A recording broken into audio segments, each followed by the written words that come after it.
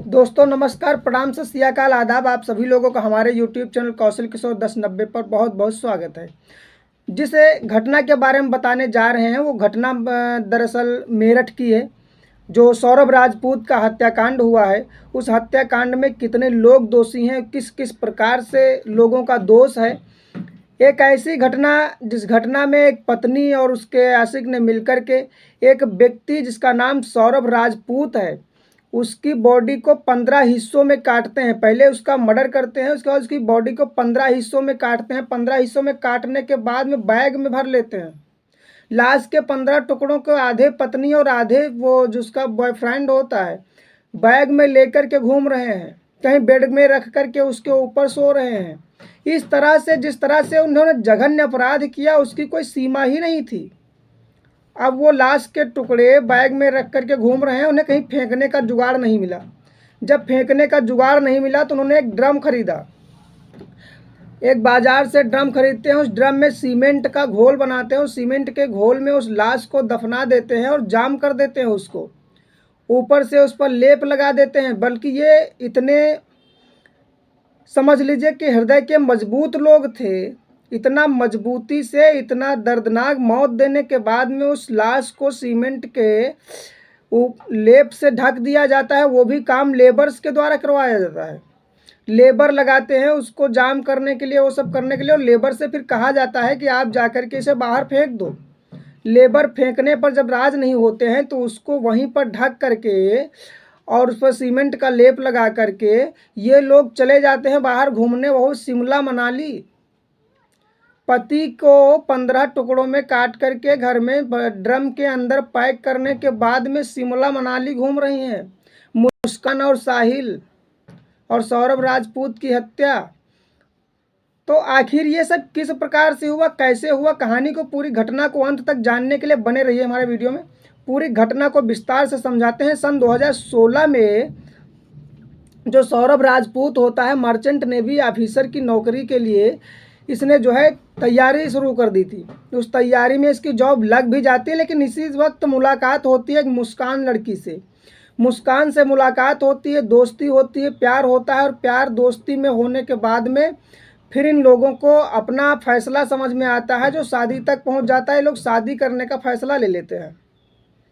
शादी करने के लिए इतने तैयार हो जाते हैं, इतने उतावले हो जाते हैं कि अब किसी की सुन ही नहीं रहे थे। घर वाले मना कर रहे हैं सौरभ राजपूत के कि शादी नहीं करनी है, लड़की अच्छी नहीं। मैंने इसके बैकग्राउंड के बारे में पता लगाया है,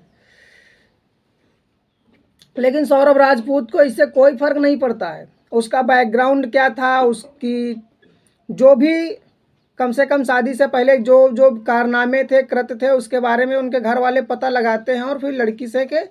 लेकिन सौरभ राजपूत को ये लगता है ना कि हर घर वाले लव मैरिज को एक्सेप्ट नहीं करते। मेरे घर वाले भी ऐसे हैं, उन्हें लव मैरिज पसंद नहीं है, इसलिए आरोप लगा रहे हैं। लेकिन आरोप नहीं लगा रहे थे, उन्होंने सच्चाई को खोज लिया था।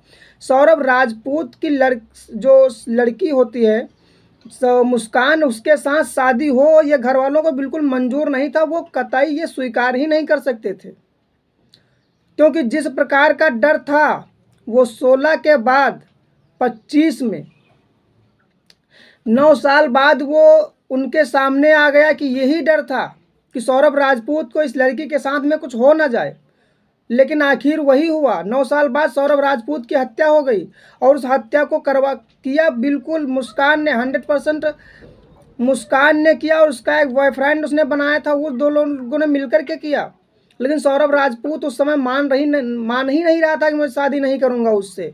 और शादी नहीं करने के मामले में उनके घर वाले बहुत ही नाराज हुए सौरभ राजपूत के, और सौरभ राजपूत को अपनी ज़मीन जायदाद और घर से बेदखल भी कर दिया। लेकिन सौरभ राजपूत ने उस मुस्कान लड़की का हाथ नहीं छोड़ा, वो उसका साथ निभाता गया। 2023 में जब इसे पता चला कि इसका अफेयर एक साहिल नाम के लड़के के साथ है, और उसे ये भी पता चला कि ये अफेयर आज का नहीं, ये अफेयर बहुत पुराना था, शादी से पहले का अफेयर था। लेकिन जब इनकी मुलाकातें नहीं हुई तो इनके प्यार की जो सीमा थी वो भटक गई थी। प्यार का जो जुनून था वो उतर गया था। और उधर दूसरी तरफ एक मर्चेंट नेवी ऑफिसर, बहुत अच्छी तरह से जॉब करने वाला, अच्छा पैसा कमाने वाला सौरभ राजपूत मिल जाता है और सौरभ राजपूत के प्यार में वो फंस करके साहिल को भुला देती है। लेकिन आज साहिल के प्यार में फंस करके राजपूत को, यानी सौरभ राजपूत को भुला चुकी थी।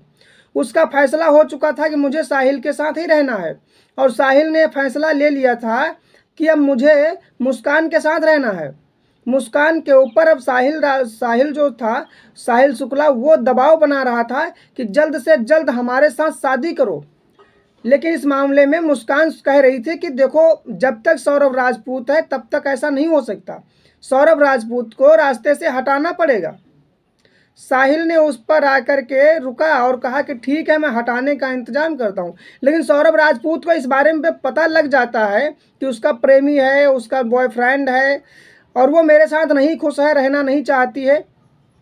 दरअसल सौरभ राजपूत यहाँ पर रहता नहीं था, सौरभ राजपूत लंदन में रह रहा था। वो मेरठ आता जाता था महीने 2 महीने के लिए और उसके अलावा वो लंदन में रहता था। वहाँ कुछ बिजनेस भी कर रहा था सेल्समैन का, और जो वो नेवी मर्चेंट की जो नौकरी थी वो तो थी। उस विषय में ये वहाँ से जब लंदन से वापस आता है तो 2023 में तो पत्नी जो मुस्कान होती है उससे कहता है कि आप हमें डिवोर्स क्यों नहीं दे देती हो, डिवोर्स कर लेते हैं। इसने तलाक के लिए कई बार प्रयास किया लेकिन उस मुस्कान ने तलाक नहीं किया। वो मुस्कान ये समझती थी कि तलाक करेंगे बेइज्जती होगी, लोगों में छाप बिगड़ेगी और मैं कहीं और करूंगी तो फिर बुरा रहेगा। ये अच्छा नहीं लगा उसे और उसने ये फैसला ले लिया कि मैं इसे रास्ते से ही हटा दूंगी। 25 फरवरी 2025 को जब ये अपनी बेटी के जन्मदिन पर वापस लंदन से मेरठ आता है, 25 फरवरी को एंजॉय करते हैं लोग, पार्टी सार्टी करते हैं और उस बेटी का जन्मदिन मनाते हैं। लेकिन उसके बाद में इन लोगों ने, जो साहिल और जो मुस्कान थी, इन दोनों लोगों ने उसको मर्डर का पूरा प्लान कर लिया था, पूरी हत्या का जो है षड्यंत्र रच लिया था। और उन लोगों ने टाइम लेते हुए लंदन वापस जाने से उसे रोका भी। रोकने का तरीका एक और भी था, ये पासपोर्ट जो था वो चुरा लिया जाता। ये इनके जो आरोपी होते हैं मुस्कान और साहिल, ये लोग उसका पासपोर्ट चुरा लेते हैं कि वापस लंदन जा भी ना पाए। और 3 मार्च की रात को इसकी जो पत्नी होती है मुस्कान और जो साहिल, ये लोग मतलब एक लोहे की दुकान से, जहाँ पर औजारों का भंडार होता है, वहाँ से 2 चाकू बड़े बड़े खरीदे जाते हैं। 2 चाकू बड़े बड़े खरीदते हैं और एक ड्रम खरीदते हैं। ड्रम वगैरह लेने के बाद में घर आते हैं। दरअसल ड्रम तो बाद में खरीदते हैं लेकिन पहले चाकू खरीदते हैं। और 3 मार्च की शाम को, उससे पहले ही एक मुस्कान जो लड़की होती है, उसकी पत्नी, वो एक डॉक्टर से मिलती है और उसको कहती है कि मुझे डिप्रेशन की समस्या है, मुझे बीमारी की दवाई दे दीजिए। वो दवाई लेकर के आती है, नींद की, नशे की, वो सारी दवाइयाँ 3 मार्च 2025 को सौरभ राजपूत को खिला दी जाती है। सौरभ राजपूत उन दवाइयों को खा लेता है। खाने के बाद में सो जाता है और इतनी गहरी नींद में सो जाता है कि उसे होश ही नहीं रहता है। उसे सब्जी में डाल करके, खाने में डाल करके दवाई खिलाई गई थी और उसे फिर होश नहीं रहता है कि आखिर उसके साथ हुआ है क्या।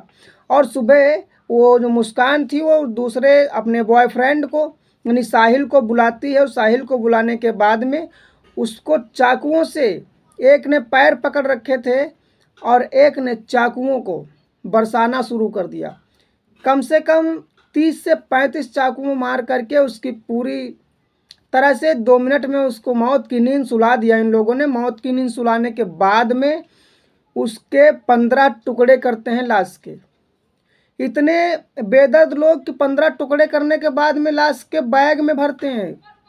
आधे टुकड़े इनकी बैग में, आधे टुकड़े उनकी बैग में, और बैग लेकर के बाहर घूमने जाते हैं। देखते हैं कि फेंकना कहाँ है, और फेंकने का कोई जब रास्ता नहीं समझ में आता है तो फिर से वापस लेकर के आते हैं। फिर ड्रम लेकर के आते हैं, ड्रम में सीमेंट का घोल डाल करके उसी में उस लाश को चुनवा देते हैं, जाम करा देते हैं। लेबर के माध्यम से उस पर ऊपर से सीमेंट लगवा देते हैं और लेबर से कहते हैं इसे बाहर जा कर के फेंक दो। लेकिन लेबर मजदूर जो होते हैं वो नहीं फेंकते हैं। जब नहीं फेंकते हैं तो पता लगता है कि यही लोग सूचना भी कर देते हैं पुलिस को कि वहाँ ऐसे ऐसे मामला हो गया है। और ये लोग तो उस लाश को ठिकाने लगा करके चले जाते हैं शिमला और मनाली घूम ले। शिमला मनाली घूमने के बाद में जब धीरे धीरे खुलासा होता है, जब लेबर मजदूर के द्वारा पता लगता है थाने में, थाने से जब उस पर जांच चलती है, कार्रवाई होती है, तो मुस्कान की जो माँ होती है वो कह रही थी कि मेरी बेटी गुनहगार है, दामाद सही है।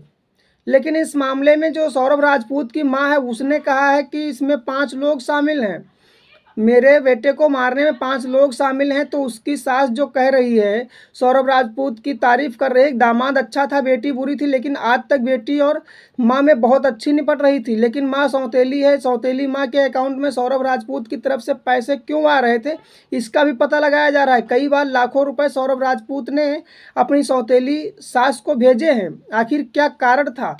इन सब चीज़ों के पुलिस ने टीम बना करके जांच शुरू कर दी है। जैसे इस जांच के बारे में खुलासा होता है, जैसे ही लोग जो लोग संलिप्तता में पाए जाएंगे उन सभी के ऊपर कार्रवाई होगी। फिलहाल अभी तो जो ये मुस्कान होती है और उसका जो साथी है जिसका बॉयफ्रेंड है साहिल, उन दोनों को जेल हो चुकी है। लेकिन आगे जांच में जो जो लोग दोषी पाए जाते हैं उन सबको जो है सजाएं मिलनी चाहिए और मिलेंगे भी। इस घटना के बारे में आप कमेंट में हमें अपनी राय भेज सकते हैं। वीडियो अच्छा लगा हो तो लाइक कर दीजिएगा, चैनल सब्सक्राइब कर लीजिएगा। मिलते हैं कल रात 8 बजे, तब तक के लिए आप सभी लोगों को नमस्कार, धन्यवाद, जय हिंद।